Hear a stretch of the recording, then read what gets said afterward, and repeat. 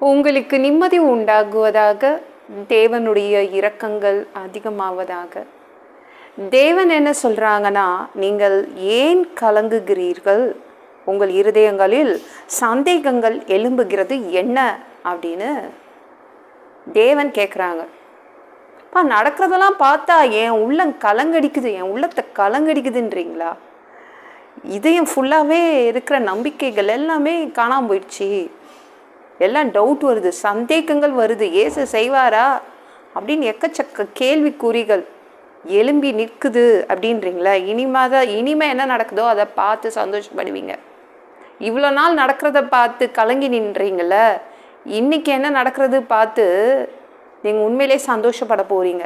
எக்கச்சக்க நம்பிக்கைகளை ஊட்டி விடுவதற்காக, ஏற்றி விடுறதுக்காகவே தேவன் இன்னைக்கு வந்திருக்காரு.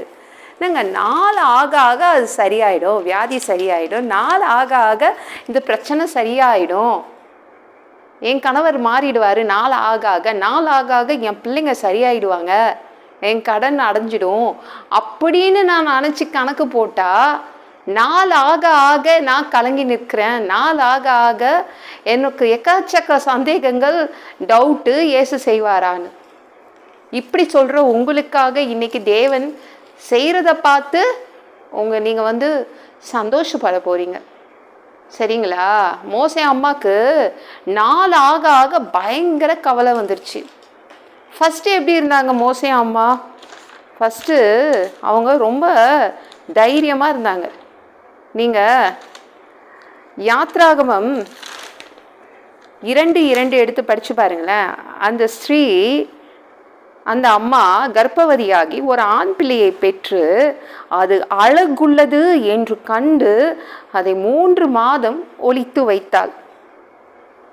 ரொம்ப அழகா இருக்கு, ஆண் குழந்தை, சட்டம் மாறும், இந்த ராஜா மாறிடுவார், ஒளிச்சு வச்சுக்கலாம் அப்படின்னு எக்கச்சக்க நம்பிக்கைகள் இருந்துச்சு. இதயம் ஃபுல்லாக அவளுக்கு சந்தோஷம் இருந்துச்சு அந்த குழந்தைய பார்த்துட்டோன்னே.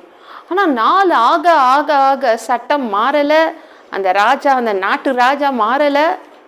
உடனே எக்கச்சக்க சந்தேகங்கள், டவுட்டு, தேவன் செய்வாரான்னு. அப்புறம் அவளுக்கு ரொம்ப கவலையாச்சு, சட்டமும் மாறல, அந்த பாப்பாவும் 3 மாதம் ஆகி ஒரே அழுக அந்த பாப்பா அழுகிற பாப்பாவாக மாறிடுச்சு. அப்புறம் என்ன நடந்துச்சுன்னா, யாத்ராகமம் 2:3 அந்த அம்மா என்ன ஆனாங்க, மோசையுடைய அம்மா, அவள் அதை அப்புறம் ஒளித்து வைக்க கூடாமல் அதை நாணற்பெட்டியை எடுத்து அதற்கு பிசினும் கீழும் பூசி அதிலே பிள்ளையை வளர்த்தி நதி ஓரமாய் நாணலுக்கு உள்ளே வைத்தாள். ஒரு நாணல் பெட்டிக்குள்ளே குடுகுடுன்னு எடுத்து பேக் பண்ணி குழந்தைய கொண்டு போய் வெளில வச்சுட்டு வந்துட்டாள். எல்லா நம்பிக்கையும் போயிடுச்சு, தேவன் செய்ய மாட்டார், அவ்வளோதான், சட்டமும் மாறாது, இந்த ராஜாவும் மாற மாட்டார். அவள் உள்ளத்தை கலங்கடிச்சிச்சு. நீங்களும் அப்படி தான் கவலைப்படுறீங்களா? அதுக்கு தேவன் உங்களுக்காக செய்கிறதுக்காக வந்திருக்காரு, உங்கள் நம்பிக்கையை ஏற்றி விடுறதுக்காக வந்திருக்காரு. அவங்க அம்மா உடைய நம்பிக்கையை ஏற்றி விட்டார். அந்த நாணற்பெட்டியை திறந்து பார்த்தது யாருன்னா ஒரு இளவரசி. அந்த நாணற்பெட்டியில் ஒரு குழந்தை அழுகிற சத்தம் கேட்குதேன்னு சொல்லிட்டு அந்த இளவரசி திறந்து பார்க்கும்போது ஒரு அழகான பாப்பா இருக்குது. இதை நான் வளர்க்குறேன். உடனே யாருக்கு நம்பிக்கை அதிகமாச்சு, டவுட்டெல்லாம் சரியாயிடுச்சு. தேவன் என் குழந்தைய வளர்த்துருவார், நான் வளர்ப்பு அம்மாவா ஆயிடுறேன்னு இளவரசி சொன்ன உடனே எல்லா டவுட்டும் எல்லாமே கிளியர் ஆயிடுச்சு.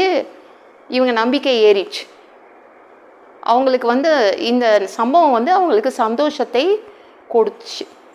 அவங்க கலக்கமெல்லாம் சரியாயிடுச்சு. உங்களுக்கு இதுதான் நடக்க போகுது, ஏதோ ஒன்று நடக்க போகுது, அதனால் நீங்கள் சந்தோஷப்பட போகிறீங்க. நீங்கள் கலங்கி நிற்க மாட்டீங்க, டவுட்டே வராது. தேவன் செய்வார்னு வரும். சரிங்களாங்க? தேவன் கண்டிப்பாக செய்வார் அப்படின்னு ஒரு பயங்கரமான நம்பிக்கை வரும். இந்த வீடியோ பிடிச்சிருந்துச்சுன்னா மற்றவங்களுக்கு ஷேர் பண்ண மறக்காதீங்க. கர்த்தர் தாமே உங்களை ஆசீர்வதிப்பாராக.